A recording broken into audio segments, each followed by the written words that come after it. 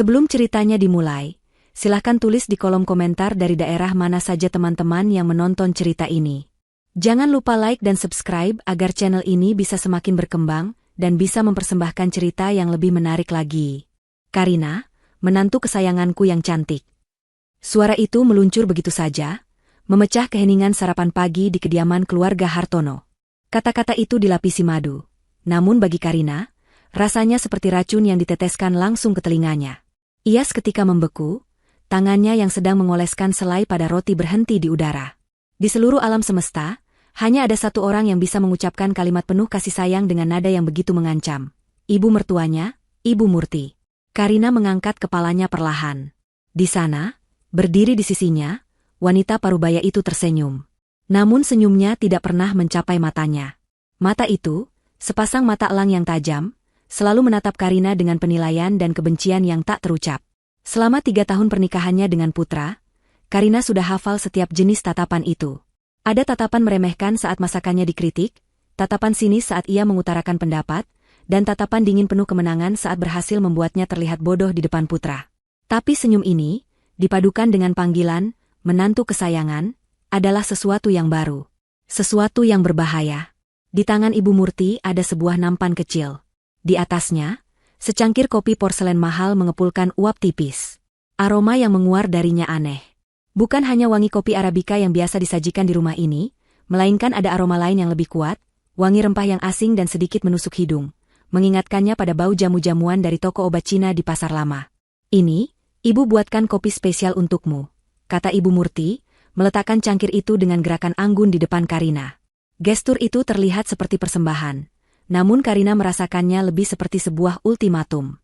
Jantung Karina mulai berdebar kencang, menabuh genderang perang di dalam dadanya. Pikirannya langsung berputar, mencoba menguraikan teka-teki di balik sikap mertuanya yang berubah 180 derajat. Kebaikan dari Ibu Murti tidak pernah gratis. Selalu ada harga yang harus dibayar, dan biasanya, Karinalah yang harus membayarnya dengan air mata atau sakit hati.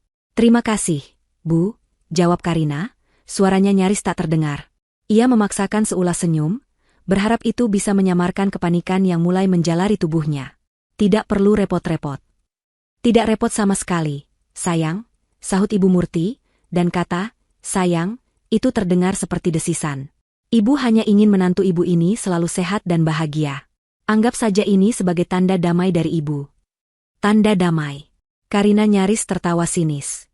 Setelah bertahun-tahun perlakuan dingin dan sindiran tajam, sebuah tanda damai datang dalam bentuk secangkir kopi dengan aroma misterius.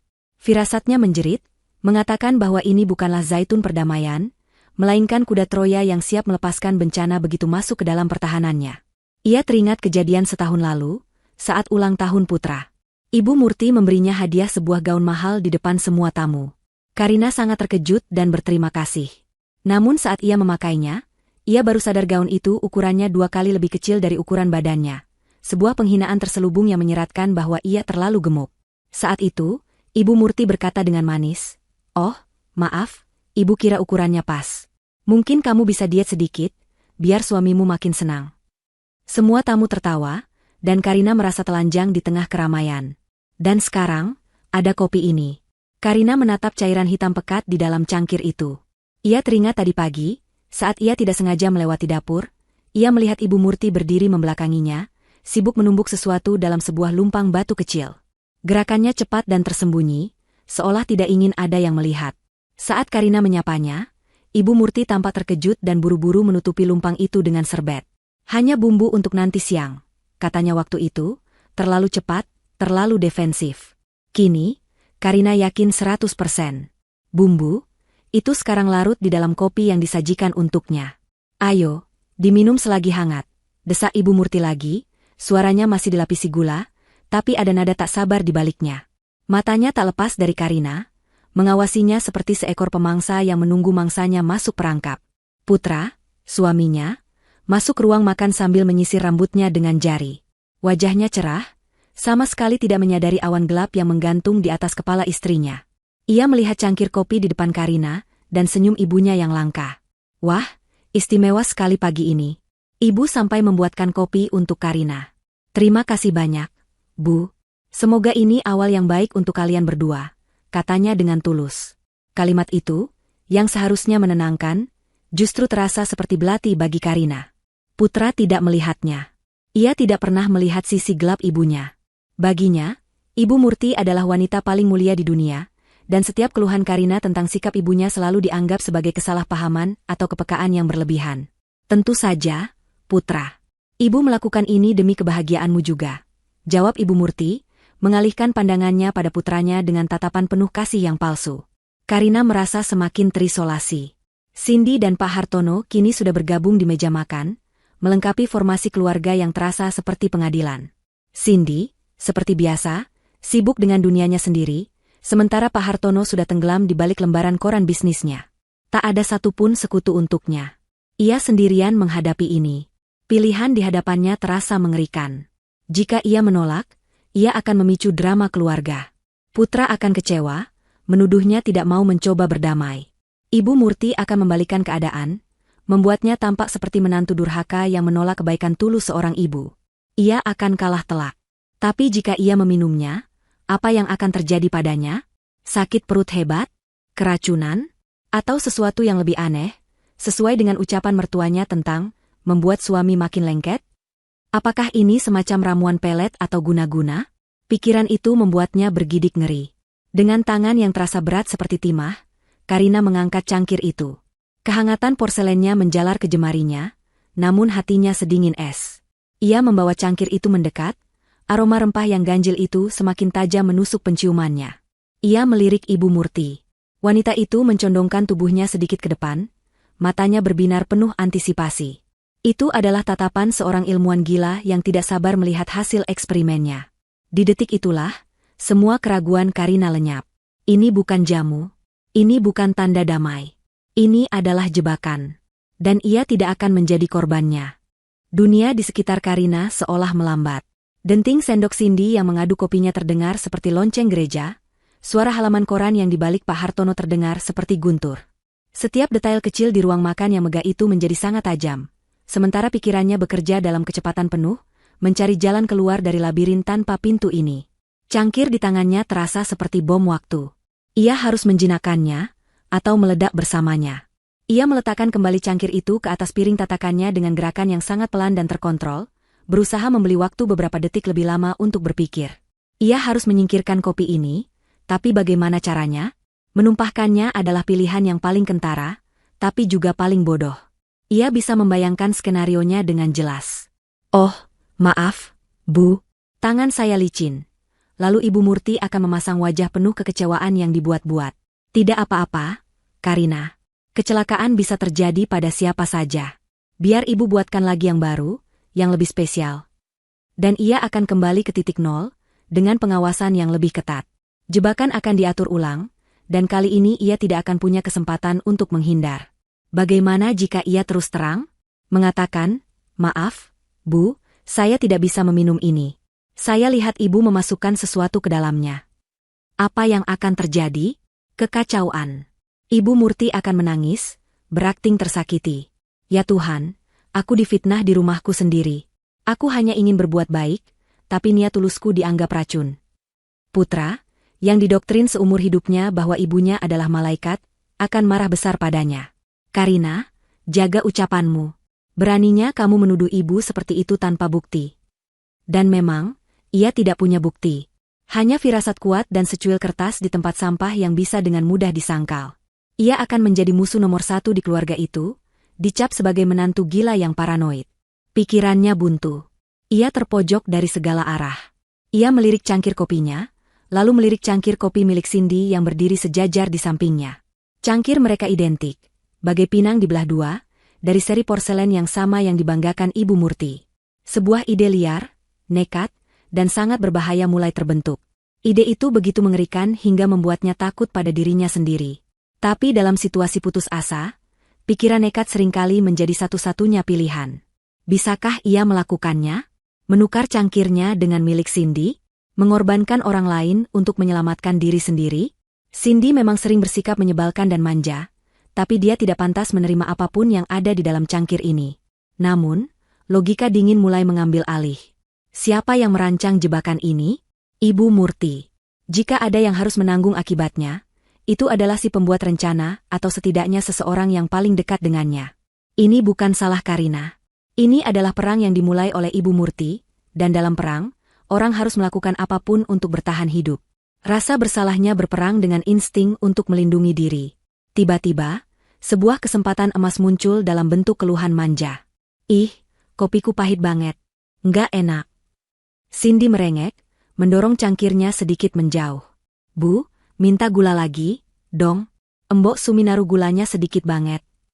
Asisten rumah tangga mereka sedang sibuk di taman belakang, menyiram tanaman. Ibu Murti, yang selalu ingin menjaga citra sebagai ibu yang paling perhatian, segera bangkit. Tentu, sayang. Biar ibu ambilkan di dapur. Katanya, senyumnya tidak pernah luntur. Ia berbalik dan berjalan menuju dapur. Inilah saatnya. Sekejap, semua keraguan Karina menguap. Insting bertahan hidup mengambil alih sepenuhnya. Jantungnya berdebar begitu kencang, seolah ingin melompat keluar dari dadanya. Waktu seolah berhenti. Matanya dengan cepat memindai keadaan. Pak Hartono masih terhipnotis oleh berita saham. Putra sedang membalas pesan di ponselnya. Cindy juga sibuk mengetik di layarnya, cemberut karena kopinya. Tidak ada yang memperhatikan. Dengan napas tertahan, tangan kanan Karina melesat seperti ular. Gerakannya cepat, nyaris tanpa suara.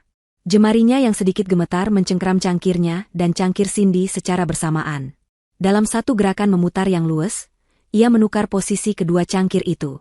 Dasar porselen bertemu dengan piring tatakan dengan bunyi, klik, yang sangat pelan, yang untungnya tenggelam oleh suara pendingin ruangan. Seluruh aksi itu berlangsung tidak lebih dari 3 detik.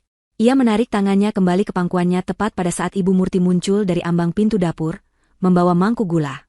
Karina tidak berani bernapas. Ia memaku pandangannya pada taplak meja, merasakan darah menderu di telinganya. Ia bisa merasakan kehadiran Ibu Murti yang kembali duduk di kursinya. Ini gulanya, kata Ibu Murti, mendorong mangkuk itu ke arah Cindy. Kemudian, tatapan elangnya kembali tertuju pada Karina. Bagaimana, Karina? Kenapa kopinya belum diminum? Karina mengangkat kepalanya. Ia harus berakting, mungkin akting terbaik dalam hidupnya. Ia tersenyum tipis pada mertuanya, sebuah senyum rapuh yang ia harap terlihat tulus. Dengan tangan yang ia paksa untuk tidak gemetar, ia meraih cangkir yang kini ada di hadapannya. Cangkir yang tadinya milik Cindy. Cangkir yang aman. Ia mengangkatnya ke bibir, matanya bertemu dengan mata Ibu Murti. Ia melihat kilatan kemenangan di mata mertuanya, dan itu memberinya kekuatan. Ia meneguk kopi itu. Rasanya pahit, normal, dan luar biasa melegakan. Enak sekali, Bu. Hangat dan wangi, kata Karina, suaranya terdengar lebih stabil dari yang ia duga. Ibu Murti tampak sangat puas. Rencananya berjalan mulus. Di samping Karina, Cindy dengan sembrono menuangkan 3 sendok gula ke dalam cangkirnya, cangkir terkutuk itu, dan mengaduknya dengan cepat. Tanpa ragu, ia meminumnya hingga hampir setengah. Nah, ini baru benar, katanya lega.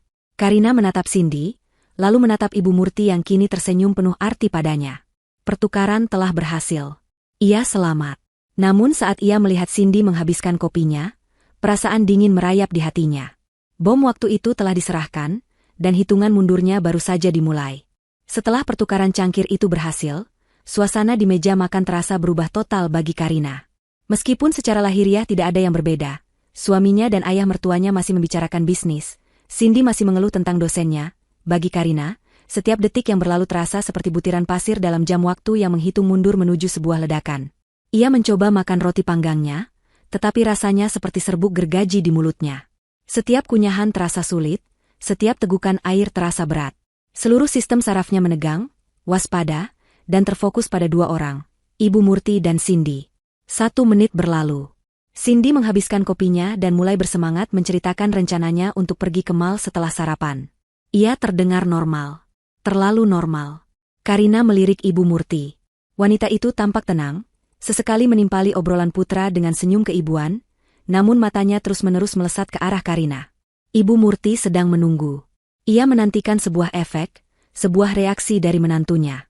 Ia menunggu Karina merasa pusing, mual, atau mungkin menjadi lebih penurut dan tunduk.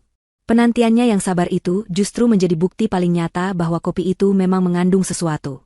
Orang normal tidak akan mengamati orang lain yang sedang minum kopi dengan tatapan seintens itu.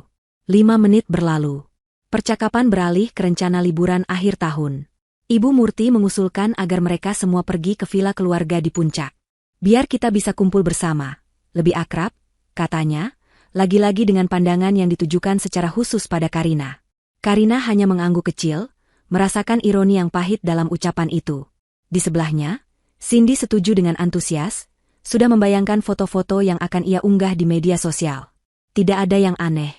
Karina mulai bertanya-tanya dalam hati. Mungkinkah ramuan itu tidak berefek? Atau efeknya tidak secepat yang ia bayangkan? Secercah harapan palsu mulai muncul. Namun dengan cepat ia tepis. Ia tidak boleh lengah. 10 menit berlalu. Karina memberanikan diri untuk mengamati Cindy lebih dekat. Adik iparnya itu sedang menunjukkan sebuah tas model terbaru di ponselnya pada Putra. Wajahnya cerah, bicaranya cepat dan bersemangat seperti biasanya. Tidak ada tanda-tanda aneh. Tapi saat Karina melihat tangannya yang memegang ponsel, ia menyadari sesuatu. Jari-jari Cindy tampak sedikit gemetar. Sangat halus, nyaris tak terlihat, tapi getaran itu ada. Jantung Karina kembali berdebar kencang. Itu dia. Tanda pertama.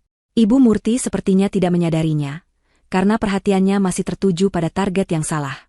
Ia justru mengerutkan kening ke arah Karina, seolah bertanya-tanya kenapa tidak terjadi apa-apa. Kamu baik-baik saja, Karina?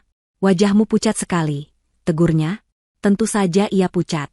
Ia sedang menyaksikan sebuah drama berbahaya yang ia sutradarai sendiri secara tidak sengaja. Saya tidak apa-apa, Bu.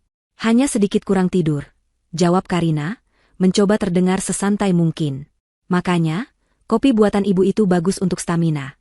Timpal Ibu Murti, kembali menekankan pada kopi spesial miliknya. Saat itulah kejadian kedua terjadi. Cindy, yang hendak meraih sendok untuk mengambil puding, tiba-tiba kehilangan koordinasi. Tangannya yang terulur meleset, menyenggol sendok itu hingga jatuh berdentang nyaring di lantai marmer. Suara itu memecah keheningan sejenak. Semua mata tertuju padanya. Astaga, Cindy, ceroboh sekali, tegur Ibu Murti dengan nada kesal. Cindy menatap sendok di lantai, lalu menatap tangannya dengan ekspresi bingung. Alih-alih merasa malu atau kesal, ia justru tertawa. Bukan tawa geli yang normal, tapi tawa cekikikan yang aneh, seolah ada sesuatu yang sangat lucu yang hanya ia sendiri yang tahu. Tanganku aneh, gumamnya pelan, lalu membungkuk untuk mengambil sendok itu dengan gerakan yang sedikit limbung. Putra menatap adiknya dengan cemas. Kamu kenapa, Sin? Mabuk pagi-pagi? Guraunya, namun ada nada khawatir dalam suaranya. Gak apa-apa, kok, jawab Cindy sambil kembali duduk tegak. Wajahnya kini tampak memerah, seolah ia baru saja berlari maraton. Ia mengibaskan tangannya di depan wajah.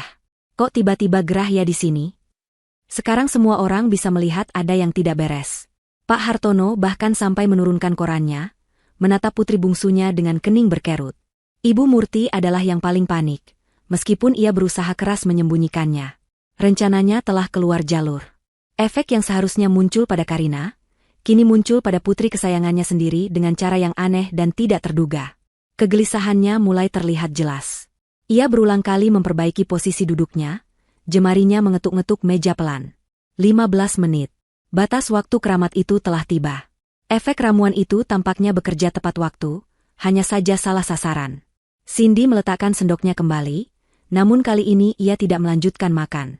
Ia hanya duduk diam, matanya menatap kosong ke arah jendela. Bibirnya menyunggingkan senyum tipis yang ganjil. Ia berada di dunianya sendiri, terpisah dari percakapan dan kekhawatiran yang mulai menyelimuti meja makan. Karina menahan napas.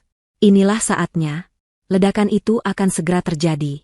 Ia merasakan campuran mengerikan antara rasa takut, rasa bersalah, dan secuil rasa penasaran yang kelam. Apa yang akan diungkapkan oleh ramuan misterius itu? Rahasia apa yang tersembunyi di balik pikiran Cindy yang manja dan polos? Putra, yang tidak tahan lagi melihat keanehan adiknya, mengulurkan tangan dan menyentuh bahu Cindy dengan lembut. Cindy, kamu benar-benar tidak apa-apa? Jawab kakak. Cindy menoleh perlahan, matanya yang biasanya jernih kini tampak berkabut dan tidak fokus. Ia menatap kakaknya seolah baru pertama kali melihatnya. Lalu, tanpa peringatan, ia terkekeh lagi, kali ini lebih keras. Ia menunjuk ke arah ibunya dengan jarinya. Ibu lucu, katanya dengan suara yang datar dan aneh. Apa yang lucu, sayang? Tanya Ibu Murti, suaranya bergetar karena cemas. Pertanyaan itu adalah pemantiknya. Pintu bendungan di pikiran Cindy seolah jebol. Aliran kata-kata yang seharusnya tersimpan rapat, mulai meluap keluar tanpa bisa dikendalikan. Drama yang sesungguhnya akan segera dimulai. Menghadapi pertanyaan kakaknya, Cindy tidak langsung menjawab. Ia justru tertawa lagi, tawa yang terdengar kosong dan menggema di ruang makan yang mendadak senyap. Semua kegiatan berhenti. Pak Hartono telah melipat korannya, Putra menatap adiknya dengan cemas, dan Ibu Murti memandangi putrinya dengan horor yang tak bisa lagi disembunyikan. Hanya Karina yang duduk diam, jantungnya berdebar-debar, tahu bahwa ia sedang menyaksikan awal dari sebuah bencana yang tak terhindarkan. Cindy, kamu kenapa? Masuk angin, ya? Ayo, ibu antar ke kamar, kata Ibu Murti dengan panik. Ia bangkit dari kursinya, hendak menarik Cindy menjauh dari panggung, sebelum pertunjukan aneh ini berlanjut. Ia harus menghentikan ini. Apapun yang terjadi pada Cindy, tidak boleh ada saksi. Namun, di luar dugaan, Cindy menepis tangan ibunya dengan kasar. Kekuatan di balik gerakan itu mengejutkan semua orang. Aku tidak mau ke kamar. Di sini seru, katanya dengan suara yang terdengar seperti anak kecil. Matanya yang berkabut kini memancarkan kilatan aneh. Ia menatap sekeliling meja, dari satu wajah ke wajah lain, seolah sedang menilai penontonnya. Kemudian, ia menunjuk ibunya lagi, senyum lebar tersungging di bibirnya. Ibu itu aktris hebat, katanya dengan suara nyaring dan jelas. Hebat sekali aktingnya. Ibu Murti pucat pasi. Cindy, kamu bicara apa? Jangan mengaco, bentaknya, nadanya tajam karena takut. Tapi Cindy seolah tuli. Ia melanjutkan monolognya yang ganjil, sama sekali tidak terpengaruh oleh bentakan ibunya. Ingat tidak, Bu? Waktu arisan bulan lalu di rumah Tante Ratih, ibu pamer kalung berlian baru. Ibu bilang itu hadiah dari ayah, dari butik perhiasan di Eropa. Ia berhenti sejenak, lalu terkikik. Padahal, Cindy lihat sendiri ibu membelinya di toko perhiasan imitasi di mall. Yang harganya 500.000 itu, loh, ibu bahkan menawarnya sampai dapat diskon. Hening. Suasana di meja makan menjadi begitu sunyi, hingga suara napas semua orang bisa terdengar. Pengakuan itu mungkin terdengar sepele bagi orang lain, sebuah kebohongan sosial yang tidak berarti. Tapi bagi Ibu Murti, yang membangun seluruh citra dirinya di atas kemewahan dan status, itu adalah sebuah pukulan telak. Itu adalah retakan pertama pada topeng kesempurnaannya yang selama ini ia jaga dengan susah payah. Wajahnya yang pucat kini berganti warna menjadi merah padam karena malu dan marah. Pak Hartono berdeham pelan, ekspresinya tidak terbaca. Putra tampak sangat bingung, tidak tahu harus bereaksi seperti apa. Ia menatap ibunya, lalu adiknya, seolah mencoba memahami lelucon yang tidak ia mengerti. Ibu Murti mencoba tertawa, tawa yang terdengar parau dan dipaksakan. Hahaha, kamu ini ada-ada saja, Cindy. Mungkin kamu mimpi. Tentu saja kalung itu asli. Elaknya, mencoba menyelamatkan harga dirinya. Namun, ramuan di dalam tubuh Cindy tidak mengenal konsep kebohongan atau diplomasi. Ia hanya tahu tentang kebenaran mentah. Bukan mimpi, sahut Cindy dengan datar. Tatapannya kini beralih pada Putra, kakaknya. Ekspresinya berubah dari geli menjadi sedikit muram. Kak Putra, aku juga mau minta maaf. Putra mengerutkan kening. Minta maaf untuk apa? Cindy menghela napas panjang. Laptop kakak yang rusak 3 bulan lalu, yang katanya kena virus sampai semua datanya hilang itu, sebenarnya bukan karena virus. Dunia Putra seolah berhenti berputar. Data di laptop itu adalah seluruh draft tesisnya. Ia harus begadang berbulan-bulan untuk mengerjakannya ulang dari awal. Insiden itu membuatnya stres berat dan nyaris menunda kelulusannya. Apa maksudmu, Sin? Tanyanya, suaranya mulai bergetar. Cindy menjawab tanpa dosa, seolah sedang menceritakan cuaca. Aku yang menumpahkan kopi manis ke motherboardnya. Diam-diam, waktu kakak di kamar mandi. Apa? Putra setengah berteriak, ia bangkit dari kursinya karena terkejut. Kenapa kamu lakukan itu? Cindy menunduk, tapi bukan karena rasa bersalah. Ibu yang suruh, bisiknya, namun cukup keras untuk didengar semua orang. Ibu bilang, kakak terlalu sibuk dengan tesis, sampai tidak punya waktu lagi untuk keluarga. Tidak pernah lagi menemani ibu belanja. Jadi, ibu suruh aku untuk membuat kakak istirahat sebentar. Ibu bilang, tesis bisa dibuat lagi, tapi waktu bersama ibu tidak bisa diulang. Semua mata kini tertuju pada Ibu Murti. Jika pengakuan pertama adalah retakan, maka yang ini adalah hantaman palu godam. Kebohongan tentang kalung adalah untuk menjaga citra, tapi ini adalah sabotase. Sebuah tindakan manipulasi yang kejam, yang dilakukan pada putranya sendiri, hanya karena alasan egois. Wajah putra berubah dari bingung menjadi pias karena tak percaya, lalu perlahan memerah karena amarah yang mulai membara. Ia menatap ibunya, menuntut penjelasan. Karina menyaksikan semuanya dari kursinya. Jauh di dalam hatinya, ada sedikit rasa puas yang kelam melihat topeng mertuanya dihancurkan berkeping-keping. Namun, rasa itu dengan cepat tergantikan oleh kengerian. Efek ramuan ini jauh lebih dahsyat dari yang ia bayangkan. Ini bukan sekadar jamu sakit perut. Ini adalah serum kebenaran yang brutal. Dan ia tahu, ini barulah permulaan. Masih banyak rahasia lain yang terkunci di dalam rumah ini. Dan Cindy, sang pembawa kunci yang malang, baru saja akan membuka semuanya. Ibu Murti kini menatap Karina dengan mata menyala-nyala. Di tengah kepanikannya, otaknya yang licik mulai bekerja, mencoba mencari kambing hitam. Dan ia menemukannya pada sosok menantu yang sejak tadi hanya diam. Ruang makan itu kini bukan lagi sekadar tempat sarapan, melainkan sebuah ruang pengadilan dadakan. Terdakwanya adalah Ibu Murti, dan jaksa penuntutnya adalah putrinya sendiri, yang berbicara dengan kejujuran brutal yang dipicu oleh ramuan misterius. Udara terasa begitu berat dan pekat oleh ketegangan, seolah semua oksigen telah tersedot keluar. Putra masih berdiri kaku di samping kursinya, wajahnya merupakan kanvas dari emosi yang saling bertabrakan, keterkejutan, pengkhianatan, dan luka yang dalam. Ia menatap ibunya, bukan lagi dengan puja dan hormat, melainkan dengan tatapan seorang anak yang baru saja menyadari bahwa pahlawannya ternyata adalah penjahat dalam ceritanya. "Bu, benarkah itu?" Suara putra bergetar, lebih terdengar seperti bisikan pedih daripada sebuah pertanyaan. "Ibu yang menyuruh Cindy merusak laptopku? Hanya karena belanja." Ibu Murti, yang kini menjadi pusat perhatian, tampak seperti seekor hewan liar yang terpojok. Wajahnya yang tadi merah padam karena malu, kini kembali pucat karena panik. Ia tahu ia tidak bisa lagi mengendalikan Cindy, jadi ia mengubah taktiknya.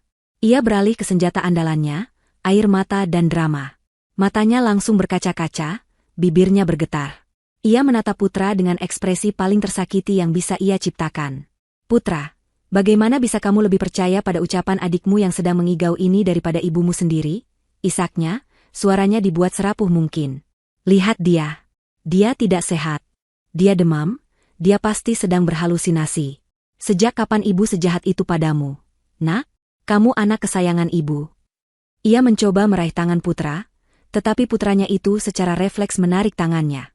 Gerakan kecil itu, penolakan itu, adalah sebuah tamparan tak terlihat bagi Ibu Murti. Otoritasnya sebagai seorang ibu yang tak tersentuh mulai goyah. Untuk pertama kalinya, putra tidak langsung membelanya. Keraguan telah ditanam, dan akarnya mulai menyebar dengan cepat. "Dia tidak terlihat demam, Bu. Dia hanya aneh," sahut putra, matanya tak lepas dari Cindy yang kini sedang asyik memutar-mutar sendok di tangannya, seolah tak peduli pada badai yang baru saja ia ciptakan. Saat itulah Pak Hartono, yang sejak tadi hanya menjadi pengamat yang diam, akhirnya angkat bicara. Suaranya yang berat dan tenang terdengar seperti palu hakim, membelah keributan. "Murti, hentikan dramamu," katanya tegas. "Jelaskan pada kami apa yang sebenarnya terjadi. Ada apa dengan Cindy?" Ibu Murti terkesiap, tidak menyangka suaminya akan ikut campur dengan cara seperti ini.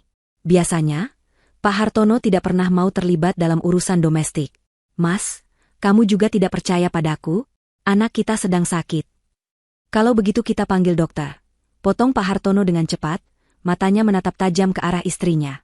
"Kita lihat apa kata dokter tentang penyakit yang bisa membuat orang membongkar kebohongan seperti ini." Ancaman itu berhasil membungkam Ibu Murti. Ia tahu jika dokter datang dan memeriksa Cindy, mungkin akan ketahuan bahwa putrinya itu berada di bawah pengaruh zat tertentu. Itu akan menjadi akhir dari segalanya. Kepanikannya meningkat. Ia harus mengalihkan perhatian, menciptakan musuh lain untuk diserang. Dan saat itu, Cindy kembali berbicara, seolah tidak ada yang bisa menghentikan aliran kebenaran dari mulutnya. Ia menatap ibunya dengan tatapan polos yang mengerikan. "Ibu jangan bohong lagi. Ibu juga bohong soal Mbok Inah, kan?" Nama itu, Mbok Inah, menggantung di udara seperti awan beracun. Mbok Inah adalah asisten rumah tangga mereka sebelumnya, seorang wanita parubaya yang jujur dan telah bekerja selama hampir 10 tahun untuk keluarga Hartono. Ia dipecat secara tidak hormat setahun yang lalu. "Apalagi ini?" tanya putra dengan lelah. "Mbok Inah dituduh mencuri bros berlian ibu," lanjut Cindy, seolah sedang membacakan berita dari sebuah koran. Semua orang percaya, karena bros itu ditemukan di dalam tasnya. Embok Inah sampai sujud-sujud menangis, bilang dia difitnah. Tapi tidak ada yang percaya. Karina ingat kejadian itu dengan jelas. Ia merasa kasihan pada Mbok Inah, tapi ia tidak punya kuasa untuk menolong. Aku lihat, kata Cindy dengan suara pelan. Malam sebelumnya, aku tidak bisa tidur, mau ambil minum di dapur. Aku lihat ibu diam-diam masuk ke kamar Mbok Inah. Aku intip dari celah pintu. Ibu yang memasukkan bros itu ke dalam tas Mbok Inah. Pengakuan ini jauh lebih gelap dari sebelumnya. Ini bukan lagi tentang kebohongan kecil atau sabotase manja. Ini adalah fitnah keji yang telah menghancurkan reputasi dan mata pencaharian seseorang. Kenapa? Teriak Putra, amarahnya kini benar-benar meledak. Ia tidak bisa lagi menahan dirinya. Kenapa ibu melakukan itu pada Mbok Inah? Ibu Murti gemetar hebat. Ia menatap Cindy dengan tatapan membunuh. Diam kamu, anak tidak tahu diuntung. Jeritnya, suaranya melengking histeris. Topeng keanggunannya telah hancur total, memperlihatkan wajah aslinya yang bengis dan panik. Karena Mbok Inah tidak sengaja dengar ibu teleponan. Jawab Cindy dengan tenang, seolah menjawab pertanyaan Putra, bukan ibunya. Ibu sedang marah-marah di telepon sama orang yang menagih utang. Ibu bilang, sabar. Nanti kalau proyek suami saya berhasil, semua saya lunasi. Mbok Inah tidak sengaja lewat dan dengar. Besoknya, bros itu hilang dan Mbok Inah dipecat. Rahasia lain terkuak. Utang. Sesuatu yang tidak pernah dibayangkan oleh Putra dan Cindy. Mereka pikir keluarga mereka kaya raya tanpa masalah. Pak Hartono memejamkan matanya sejenak. Rahangnya mengeras. Sepertinya, ini adalah berita baru baginya juga. Citra istri sosialita yang sempurna kini luluh lantak, digantikan oleh potret seorang wanita yang terlilit utang, pembohong, dan pemfitnah. Ibu Murti terengah-engah, seperti orang yang kehabisan napas. Ia terpojok, kehabisan alibi dan kebohongan. Dalam keputusasaannya, matanya yang liar mencari-cari kambing hitam, mencari siapapun untuk disalahkan atas kehancurannya. Dan tatapannya berhenti pada satu orang. Sosok yang sejak awal ia anggap sebagai sumber semua masalah. Sosok yang duduk diam, namun kehadirannya terasa seperti cermin yang memantulkan semua keburukannya. Dengan jari telunjuk yang gemetar karena amarah, Ibu Murti menunjuk lurus ke arah Karina. Wajahnya merah padam, urat-urat di lehernya menonjol. Ini semua gara-gara kamu. Pekiknya, suaranya bergema di seluruh ruangan. Ini semua ulahmu, perempuan sialan. Pekikan histeris Ibu Murti menggantung di udara, memecahkan ketegangan menjadi serpihan-serpihan kekacauan. Semua orang terkejut oleh ledakan amarah yang tiba-tiba dialihkan itu. Tuduhan itu begitu tiba-tiba dan tidak masuk akal, hingga sejenak semua orang hanya bisa terpaku menatapnya. Karina, yang menjadi sasaran tuduhan, merasakan jantungnya mencelos. Meskipun ia tahu dirinya tidak bersalah, menjadi pusat dari amukan wanita yang sedang kalap itu terasa sangat menakutkan. Ia balas menatap mertuanya, berusaha menjaga wajahnya tetap tenang, menolak untuk memberikan kepuasan pada Ibu Murti dengan menunjukkan rasa takutnya. Apa maksud ibu? Tanya Putra, suaranya tajam. Ia secara naluriah bergerak sedikit, menempatkan dirinya di antara ibunya dan Karina, menciptakan sebuah perisai tak terlihat. Apa hubungannya semua ini dengan Karina? Kamu tidak lihat? Seru Ibu Murti. Kini ia berdiri dan berjalan mondar-mandir seperti singa dalam kandang. Cindy tidak pernah bersikap seperti ini seumur hidupnya. Dia anak yang penurut, tapi sejak perempuan ini masuk ke dalam keluarga kita, semua jadi aneh. Dia pasti sudah meracuni pikiran Cindy dengan kebencian. Mempengaruhinya untuk melawan ibunya sendiri. Argumennya begitu lemah, begitu dipenuhi paranoia, hingga terdengar konyol. Namun Ibu Murti terus melanjutkannya, membangun narasi gilanya sendiri. Atau jangan-jangan dia sudah memasukkan sesuatu ke dalam minuman Cindy. Ya, pasti begitu. Dia menukar kopinya. Dia yang seharusnya meminum kopi spesial dariku, tapi dia memberikannya pada Cindy. Dia ingin menghancurkan keluarga ini. Ironi dari tuduhan itu begitu menusuk hingga Karina nyaris tersedak. Ibu Murti, dalam kepanikannya, justru berhasil menebak kebenaran mekanismenya, namun dengan alur cerita yang sepenuhnya terbalik. Ia menuduh Karina melakukan persis apa yang telah ia lakukan sendiri. Karina tetap diam. Ia tahu, dalam kondisi seperti ini, keheningan adalah senjata terbaiknya. Biarkan Ibu Murti menghancurkan dirinya sendiri dengan kata-katanya. Pak Hartono menatap istrinya dengan ekspresi yang sulit diartikan. Itu adalah campuran antara rasa kasihan, jijik, dan kekecewaan yang mendalam. "Cukup, Murti. Kamu sudah kehilangan akal sehatmu," katanya dengan suara rendah namun mematikan. "Aku tidak gila," jerit Ibu Murti. "Aku hanya mencoba melindungi keluarga ini. Aku melakukan segalanya untuk keluarga ini. Aku berkorban begitu banyak untuk memastikan nama baik keluarga Hartono tetap terpandang. Aku bahkan rela menyingkirkan siapapun yang menghalangi jalan kita." Kata-katanya yang terakhir itu diucapkan dengan penuh penekanan, sebuah proklamasi dari filosofi hidupnya yang kejam. Dan kata-kata itu, tanpa ia sadari, menjadi pemicu bagi ingatan lain di dalam pikiran Cindy yang kini terbuka lebar. Cindy, yang sejak tadi diam, tiba-tiba mengangkat kepalanya. Kabut di matanya seolah sedikit menipis, digantikan oleh fokus yang tajam. Ia menatap ibunya, tapi tatapannya seolah menembus masa kini, kembali ke sebuah peristiwa di masa lalu. "Menyingkirkan seperti ibu menyingkirkan Om Joko?" tanyanya dengan suara yang jernih dan dingin. Nama, Joko, terdengar seperti ledakan bom di tengah ruangan. Pak Hartono langsung menegang, wajahnya berubah pias. Putra tampak bingung, mencoba mengingat-ingat nama itu. Karina tahu nama itu. Joko adalah mantan rekan bisnis Pak Hartono, yang beberapa tahun lalu tiba-tiba bangkrut secara misterius dan menghilang dari peredaran.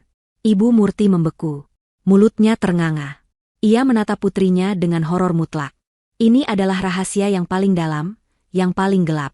Rahasia yang ia kira terkubur selamanya. Kamu tahu dari mana nama itu?" desisnya.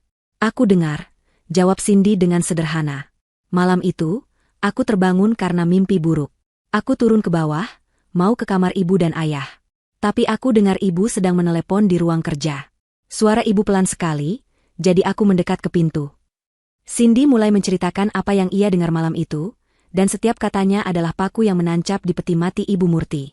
Ia menceritakan dengan detail yang mengerikan bagaimana ibunya berbicara dengan seseorang di telepon, memberikan instruksi untuk menyabotase pasokan bahan baku di proyek konstruksi milik Joko. Menggantinya dengan material berkualitas rendah yang tidak akan lolos uji kelayakan. Ibu bilang di telepon, pastikan kerusakannya terlihat seperti kelalaian teknis.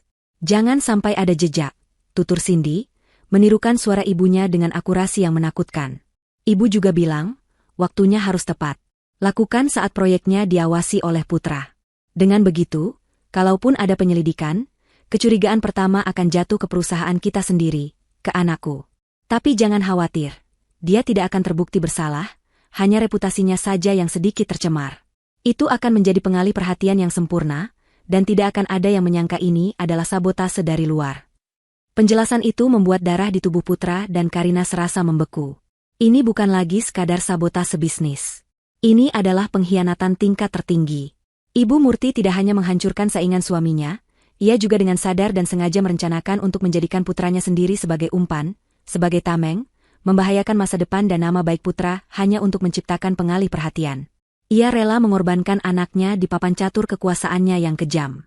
Putra mundur selangkah, menjauh dari ibunya seolah wanita itu adalah ular berbisa. Wajahnya pucat pasi, matanya membelalak tak percaya. Pria yang tadinya marah karena laptopnya dirusak, kini dihadapkan pada kenyataan bahwa nyawa dan kebebasannya pernah dijadikan taruhan oleh ibunya sendiri. Rasa sakit itu begitu besar, begitu tak terbayangkan. Pak Hartono bangkit dari kursinya, tangannya gemetar. Ia menatap istrinya, wanita yang telah mendampinginya selama puluhan tahun, seolah baru pertama kali melihat wajah aslinya. Wajah seorang monster yang bersembunyi di balik topeng keibuan. Ruangan itu kembali dilanda keheningan. Tapi ini bukan keheningan biasa. Ini adalah keheningan yang memekakan telinga, keheningan setelah ledakan dahsyat yang meruntuhkan segalanya. Semua rahasia telah terkuak. Semua topeng telah pecah. Yang tersisa hanyalah puing-puing kebohongan dan pengkhianatan. Di tengah puing-puing itu, berdirilah Ibu Murti, terisolasi dan terekspos. Kejahatannya kini terpampang jelas untuk dilihat semua orang. Keheningan yang mengikuti pengakuan terakhir Cindy terasa lebih berat daripada beban apapun. Itu adalah keheningan yang syarat akan kebenaran yang mengerikan, kebenaran yang telah merobek fondasi keluarga Hartono hingga ke akarnya. Di tengah keheningan itu, Ibu Murti berdiri membeku, wajahnya pucat pasi, matanya membelalak menatap putrinya seolah Cindy adalah hantu dari masa lalu yang datang untuk menuntut balas. Semua alibi telah habis. Semua kebohongan telah terurai. Ia benar-benar telanjang. Semua kebusukannya terpampang di depan suami dan anak-anaknya.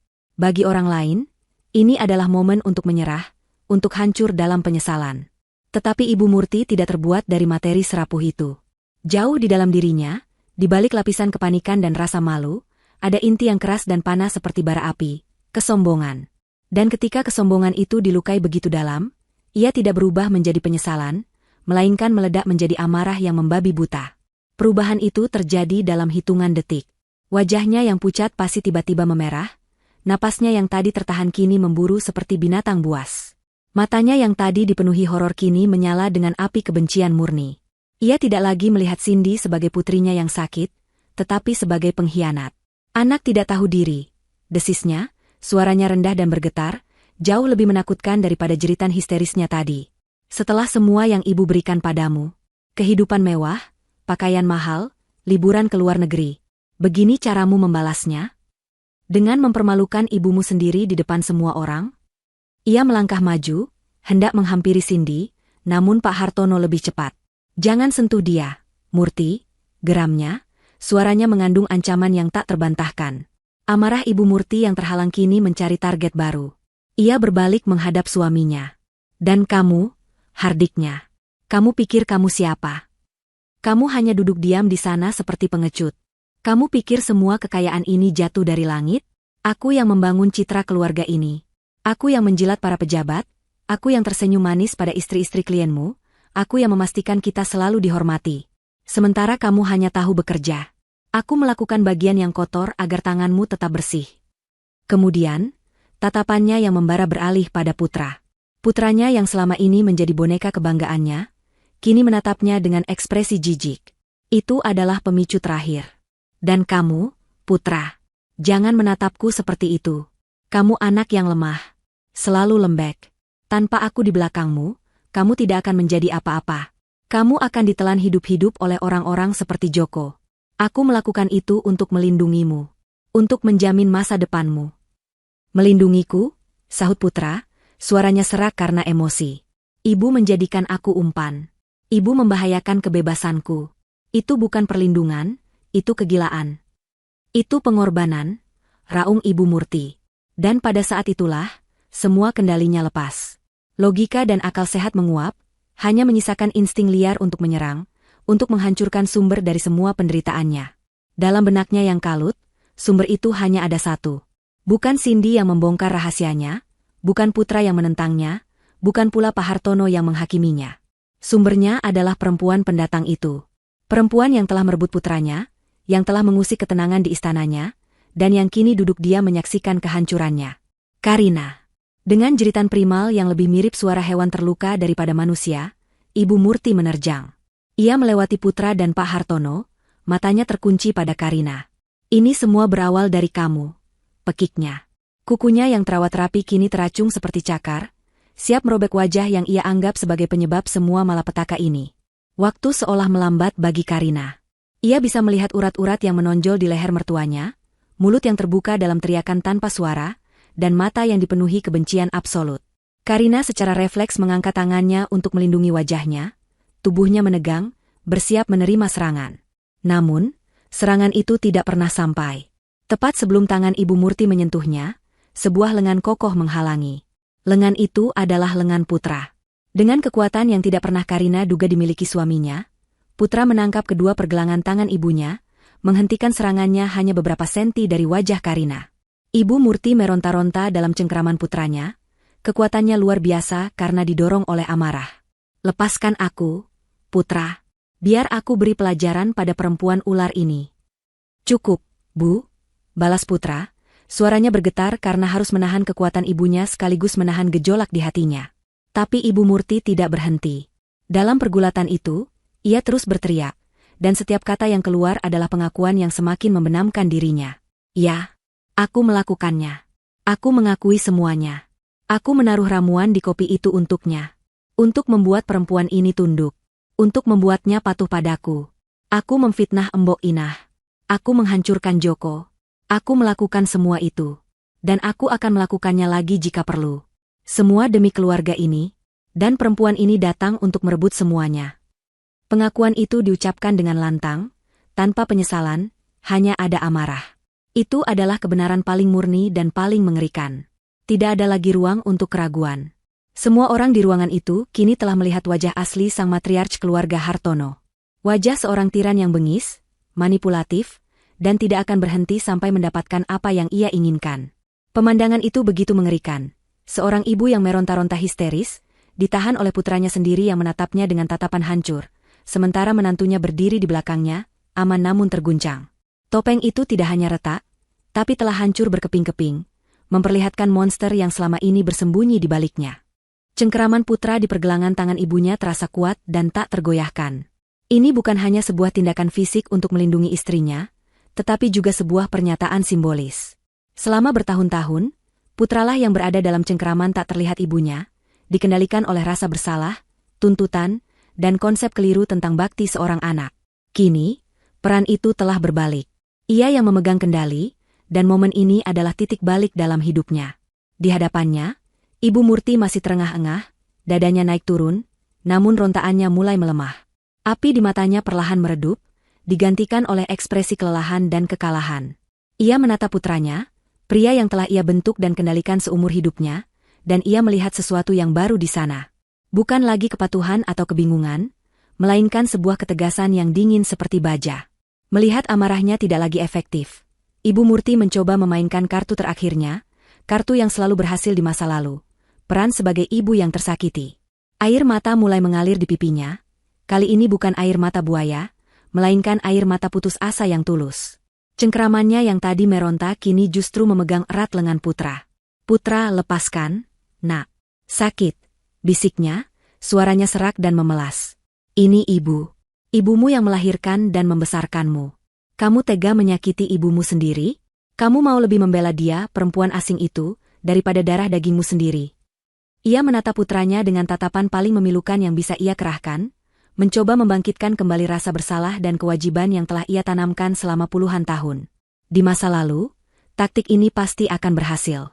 Putra akan luluh, melepaskannya, meminta maaf, dan kemudian menyalahkan Karina karena telah memicu pertengkaran. Tapi hari itu berbeda. Kebenaran yang telah terungkap begitu mengerikan, hingga telah membakar habis semua ilusi lama. Putra menatap ibunya lekat-lekat. Ia melihat wanita yang mengajarinya berjalan, yang membacakan dongeng untuknya, yang merawatnya saat sakit. Tetapi di balik kenangan-kenangan manis itu, ia kini juga melihat bayangan wanita yang merusak tesisnya, yang memfitnah orang tak bersalah, dan yang tanpa ragu menjadikannya tameng dalam sebuah rencana jahat. Untuk pertama kalinya dalam hidupnya, ia melihat ibunya secara utuh. Bukan sebagai sosok suci, melainkan sebagai manusia yang cacat dan berbahaya. Perlahan, putra melepaskan pergelangan tangan ibunya. Bukan karena ia luluh, tetapi karena ia tahu ancaman fisik itu telah berakhir. Ancaman yang tersisa kini bersifat emosional, dan ia siap menghadapinya. Selama ini aku buta, Bu, kata putra, suaranya tenang namun berat, setiap katanya diucapkan dengan penuh kesadaran. Aku buta karena aku terlalu mencintai dan menghormatimu. Aku selalu membenarkan setiap tindakanmu. Aku selalu mencari-cari alasan untuk setiap kekasaranmu. Aku membiarkanmu menyakiti istriku, Karina, berulang kali. Aku memintanya untuk bersabar, untuk mengerti, padahal seharusnya aku memintamu untuk berhenti. Ia berhenti sejenak, mengambil napas dalam-dalam. Aku membiarkanmu mengendalikan hidupku, mengatur pilihanku, bahkan ikut campur dalam rumah tanggaku. Aku pikir itu adalah bakti seorang anak. Tapi hari ini aku sadar, itu bukan bakti. Itu adalah kelemahan. Dan kelemahanku hampir menghancurkan wanita yang paling aku cintai. Putra kemudian melakukan sesuatu yang menghancurkan sisa harapan Ibu Murti. Ia berbalik sepenuhnya, memunggungi ibunya, dan berjalan menghampiri Karina. Ia berdiri di hadapan istrinya, kedua tangannya dengan lembut menangkup wajah Karina, matanya mencari-cari luka atau ketakutan. "Kamu tidak apa-apa?" tanyanya, suaranya dipenuhi kelembutan dan penyesalan yang mendalam. Karina hanya bisa mengangguk. Matanya berkaca-kaca melihat perubahan drastis pada suaminya. Pria yang ada di hadapannya bukanlah lagi anak mama yang selalu membuatnya frustrasi, melainkan seorang suami yang memilihnya, yang membelanya, yang berdiri di sisinya tanpa keraguan sedikitpun. Tindakan putra yang memunggungi ibunya dan memilih istrinya adalah sebuah vonis tanpa kata. Itu adalah pilihan yang telah dibuat. Ibu Murti terhuyung mundur, seolah menerima pukulan fisik. Ia kehilangan segalanya. Putranya, senjatanya yang paling ampuh, kini telah berbalik melawannya. Di tengah momen yang intens itu, tubuh Cindy akhirnya menyerah. Stres emosional yang luar biasa ditambah efek ramuan yang mulai memudar membuatnya terkulai lemas dan jatuh pingsan di kursinya.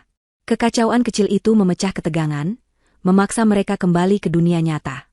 "Cindy," seru Pak Hartono, segera menghampiri putrinya. Putra, setelah memastikan Karina baik-baik saja, segera membantu ayahnya mengangkat Cindy. Ibu Murti hanya bisa menatap nanar, terisolasi dalam kehancurannya sendiri, tidak mampu bergerak. Kekuasaannya di rumah itu telah lenyap dalam sekejap.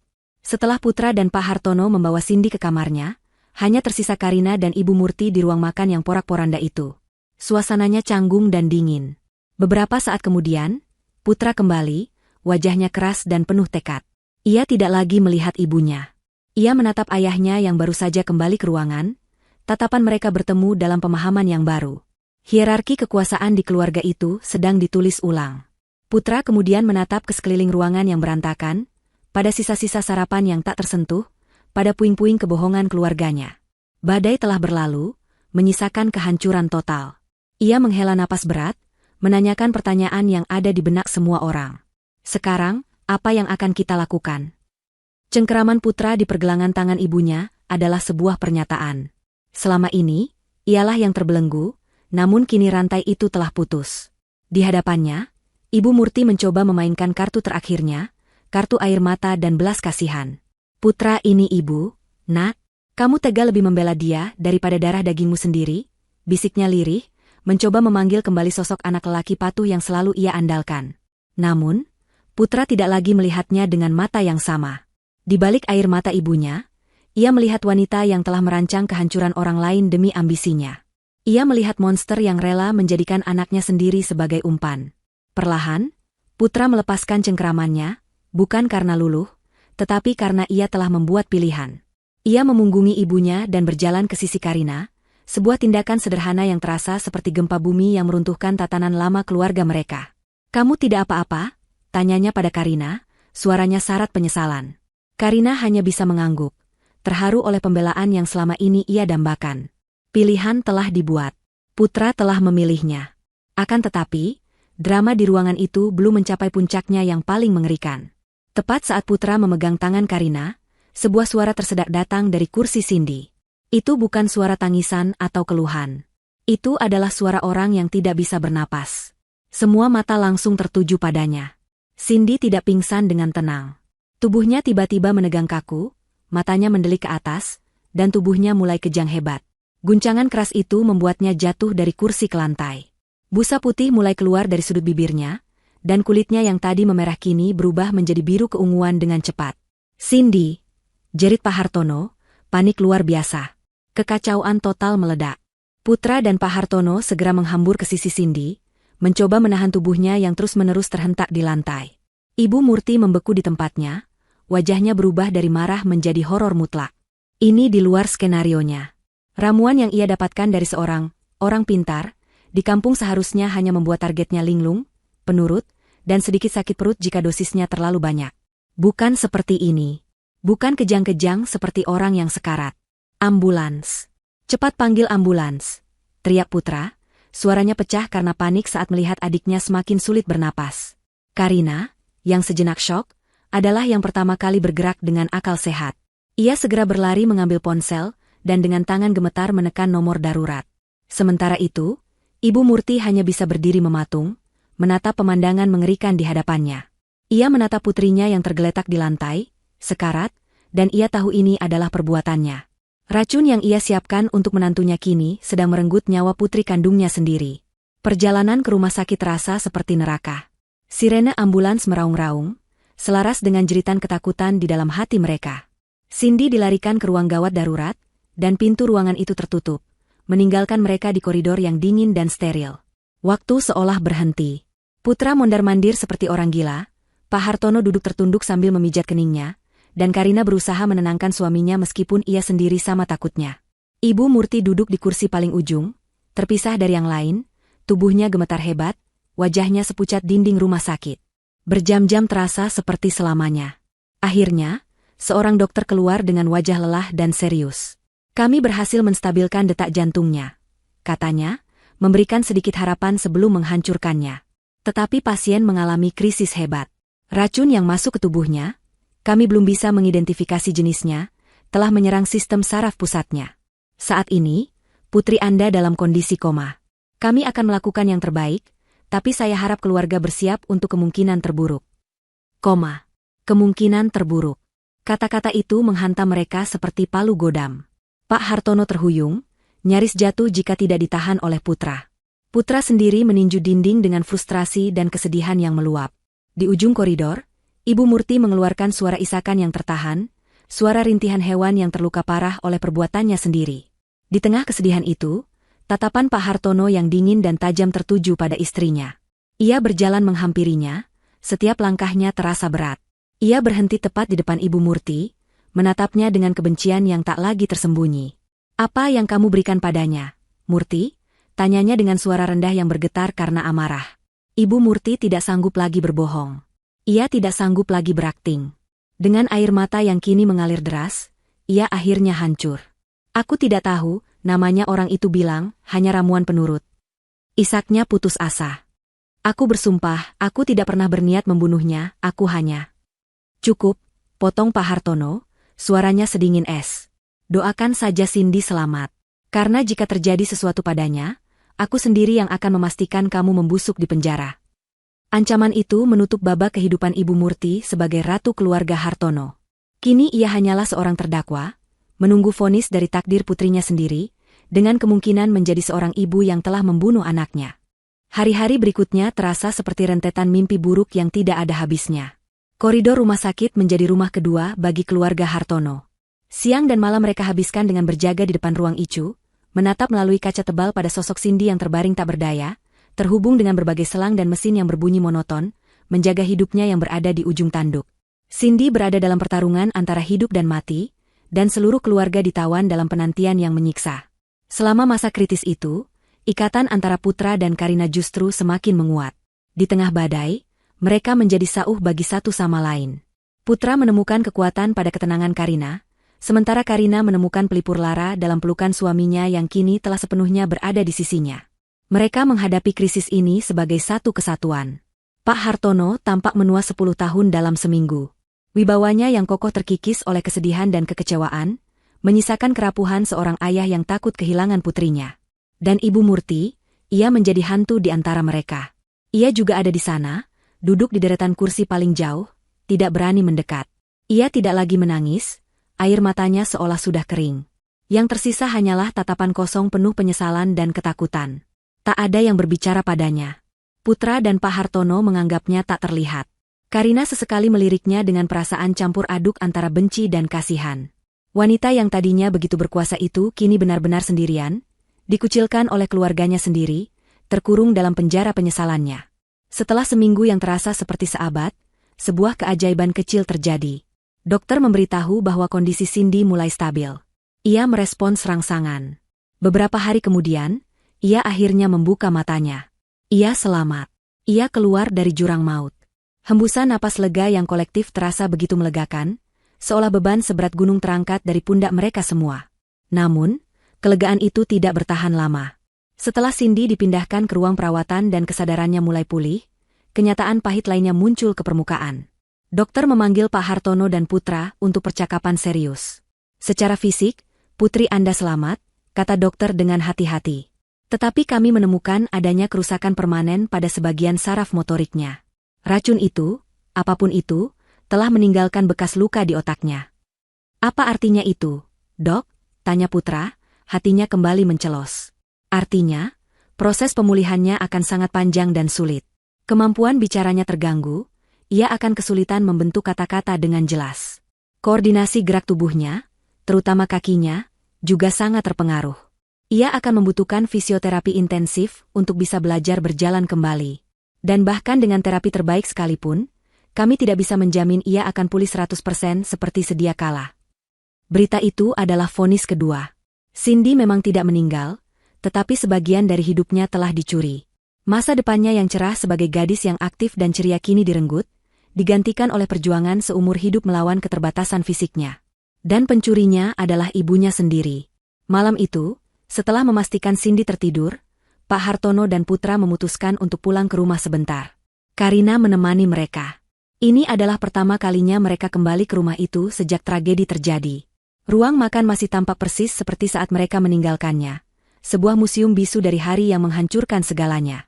Ibu Murti, yang tidak diizinkan mendekati kamar Cindy, juga diperintahkan untuk pulang. Di ruang keluarga yang dingin, tanpa basa-basi, pengadilan terakhir pun digelar. Ini bukan lagi diskusi. Ini adalah pembacaan keputusan. Pak Hartono duduk di kursinya, menatap istrinya dengan mata yang kosong dan tanpa emosi. Cindy mungkin tidak akan bisa berjalan dan berbicara normal lagi seumur hidupnya, kata Pak Hartono, suaranya datar namun menusuk. Setiap langkahnya yang tertatih, setiap katanya yang terbata-bata, akan menjadi pengingat abadi dari perbuatanmu. Ibu Murti hanya bisa menunduk. Bahunya bergetar menahan isak tangis. Kami sudah memutuskan, lanjut Putra, mengambil alih. Nadanya dingin dan final. Mulai besok, ibu akan kami antar kembali ke rumah orang tua ibu di kampung. Semua fasilitas, mobil, kartu kredit, akses ke rekening bank, akan kami cabut hari ini juga. Ibu Murti mengangkat wajahnya, matanya membelalak tak percaya. Kalian mengusirku? Kami menyelamatkanmu dari penjara, sahut Pak Hartono. Jika kasus ini sampai ke polisi, kamu akan dihukum karena percobaan pembunuhan. Dengan mengirimu pergi, aib keluarga ini tetap tertutup. Anggap ini belas kasihan terakhir dari kami. Tapi Cindy, dia membutuhkanku. Biarkan aku merawatnya, menebus dosaku. Pinta Ibu Murti, mencoba meraih simpati terakhir. Tidak, potong Putra dengan tegas, tatapannya tak goyah. Kamu tidak akan pernah diizinkan mendekati Cindy lagi. Kerusakan yang kamu sebabkan sudah lebih dari cukup. Kamu akan kami biayai untuk hidup sederhana di desa. Itu saja. Kalimat terakhir itu adalah paku terakhir yang menancap di hati Ibu Murti. Ia kehilangan segalanya. Hartanya, statusnya, kehormatannya, dan yang paling menyakitkan, ia kehilangan anak-anaknya. Ia terduduk lemas di sofa, tak mampu lagi berkata-kata. Vonis telah dijatuhkan. Nasibnya telah disegel oleh racun yang ia siapkan dari tangannya sendiri. Keesokan paginya, tidak ada lagi drama. Tidak ada teriakan maupun air mata. Yang ada hanyalah keheningan yang dingin dan berat. Sebuah mobil sedan sederhana, bukan mobil mewah yang biasa terparkir di garasi, telah menunggu di depan gerbang. Ibu Murti keluar dari pintu utama, hanya membawa satu koper berukuran sedang. Ia tidak lagi mengenakan gaun sutra atau perhiasan berkilauan. Pakaiannya kini sederhana, wajahnya pucat tanpa riasan, rambutnya yang selalu tertata rapi kini tampak kusam. Ia telah dilucuti dari semua atribut kekuasaannya, hanya menyisakan sosok wanita parubaya yang tampak lelah dan kalah. Ia berhenti sejenak di teras, menatap Putra dan Pak Hartono yang berdiri di ambang pintu seperti dua pilar batu. Ia mencari secercah belas kasihan di mata mereka, sebuah isyarat perpisahan, atau mungkin harapan bahwa keputusan ini bisa dibatalkan. Tetapi yang ia temukan hanyalah kekosongan.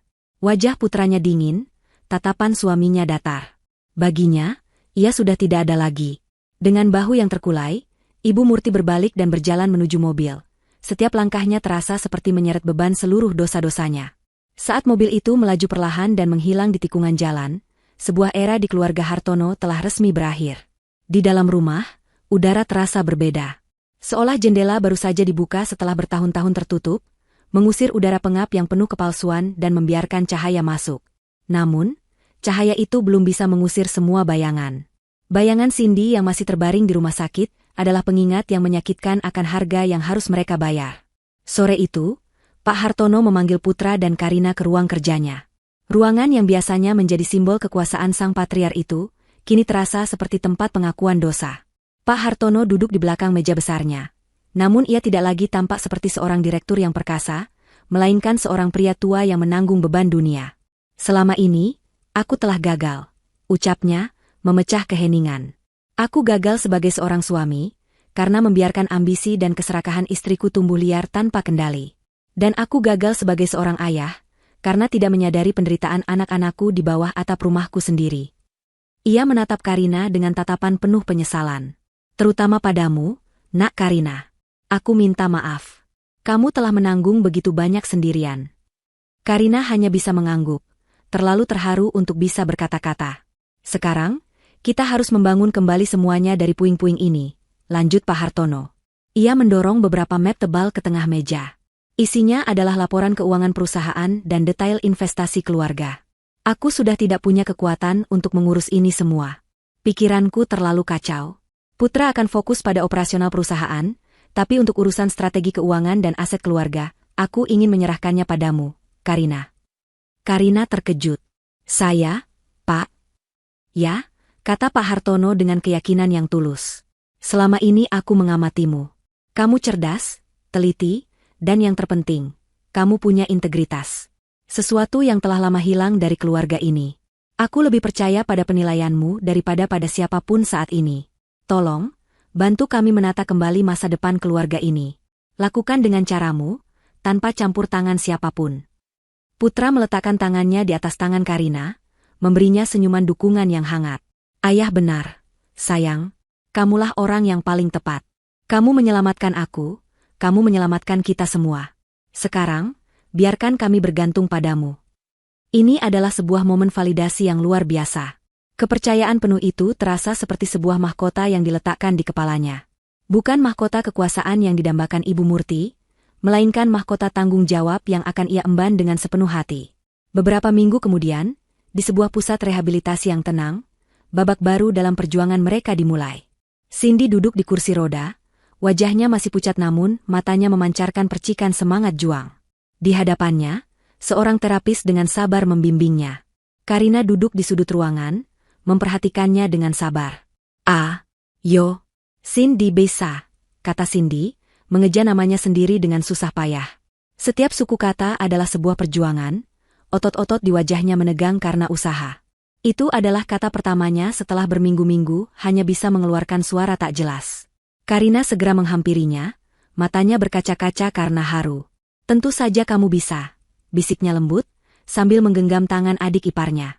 Cindy menatap Karina, bibirnya bergetar. Dengan susah payah, ia mencoba mengucapkan kata lain. Suaranya sangat pelan, nyaris seperti bisikan. Makasih. Terima kasih. Satu kata sederhana yang mengandung sejuta makna. Sebuah pengakuan, sebuah pengampunan, dan awal dari sebuah ikatan persaudaraan yang sejati, yang lahir dari tragedi paling kelam. Karina memeluk Cindy dengan erat. Perjalanan di depan mereka masih sangat panjang dan terjal. Luka fisik dan batin Cindy mungkin tidak akan pernah sembuh sepenuhnya. Tetapi di ruangan itu, di tengah perjuangan yang menyakitkan, secercah fajar harapan mulai merekah. Keluarga Hartono, di bawah kepemimpinan yang baru dan tulus, mulai menapaki jalan penyembuhan mereka, selangkah demi selangkah. Epilog. 5 tahun kemudian. Matahari sore keemasan menerobos jendela besar ruang keluarga Hartono, menyinari pemandangan yang 5 tahun lalu tak pernah terbayangkan. Di atas karpet tebal, seorang anak laki-laki berusia 4 tahun tertawa riang sambil menyusun menara balok kayu bersama kakeknya, Pak Hartono. Wajah Pak Hartono tidak lagi menyeratkan beban berat, hanya ada kebahagiaan murni seorang kakek yang memuja cucunya. Rumah yang dulu terasa seperti istana yang dingin dan angker, kini telah berubah menjadi rumah yang hangat, penuh dengan tawa dan mainan anak-anak yang berserakan. Di sudut lain, di sofa yang nyaman, Putra dan Karina duduk berdampingan, laptop menyala di antara mereka. Mereka bukan lagi sekadar suami istri, melainkan mitra sejati.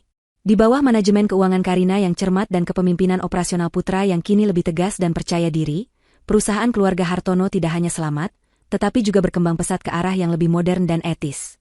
Mereka baru saja menutup kesepakatan untuk sebuah proyek properti ramah lingkungan, sebuah ide yang lahir dari visi Karina. Proposalnya disetujui tanpa revisi, kata Putra sambil tersenyum bangga pada istrinya. Mereka bilang, presentasi datamu sangat sempurna. Karena aku punya manajer lapangan yang hebat, balas Karina, mencubit pelan lengan suaminya. Hubungan mereka kini dipenuhi oleh rasa saling menghormati, canda tawa, dan cinta yang telah teruji oleh badai terhebat sekalipun. Pintu teras bergeser terbuka, dan Cindy masuk sambil tersenyum. Penampilannya adalah bukti nyata dari keajaiban ketekunan.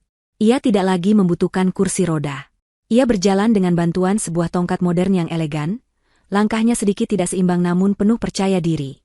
Bekas luka di otaknya masih ada, tetapi ia telah menolak untuk menyerah padanya. Bicaranya kini jauh lebih lancar, meskipun kadang masih sedikit terbata-bata saat ia lelah atau terlalu bersemangat. Permisi, para bos besar, katanya dengan nada ceria. Klien terpenting kalian sudah datang untuk menagih janji makan malam. Cindy telah menemukan panggilannya. Ia menyelesaikan kuliahnya di bidang desain komunikasi visual, dan kini menjadi seorang desainer grafis lepas yang sangat sukses.